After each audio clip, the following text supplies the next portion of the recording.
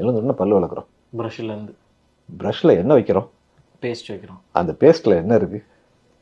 எங்களுக்கெல்லாம் தெரிஞ்ச வரைக்கும் பேஸ்ட்ல உப்பு இருக்கு. ஸோ அதில் அவ்வளோ கெமிக்கல்ஸ் இருக்கு. Okay. அதில் என்னென்ன கெமிக்கல் இருக்குன்னு நம்ம ஒரு நாளும் உள்ளார போய் பார்த்ததில்லை. ஸோ அதில் இருக்கக்கூடிய ஒரு சில கெமிக்கல்ஸ். அதுக்கப்புறம் நம்ம குளிக்கிறோம், சோப்பு போடுறோம், அந்த சோப்பில் இருக்கக்கூடிய பல கெமிக்கல்ஸ், ஷாம்பில் போடுற கெமிக்கல்ஸ், இதெல்லாம் முடிச்சுட்டு வெளியில் வந்து ஒரு பெர்ஃப்யூம் அடிக்கிறோம். சாதாரண ஒரு பெர்ஃப்யூம்னு ஒன்று அடிச்சுக்கிறோம் இல்லைங்களா, இன்றைக்கி மீடியாவில் வருதில்ல, அந்த ஒரு ஸ்மெல் வர்றதுக்கு ஒரு 3000 கெமிக்கல்ஸ் ரியாக்ஷன் நடந்தால் அந்த ஸ்மெல்லே வரும். ஸோ இது எல்லாமே நமக்கு ஒரு அன்வான்ட் சப்ஸ்டன்ஸஸ் தான். இன்றைக்கி மைக்ரோ பிளாஸ்டிக்ஸ்னு நிறைய ஆர்டிக்கல் நீங்கள் கேள்விப்பட்டிருப்பீங்க, படிச்சிருப்பீங்க.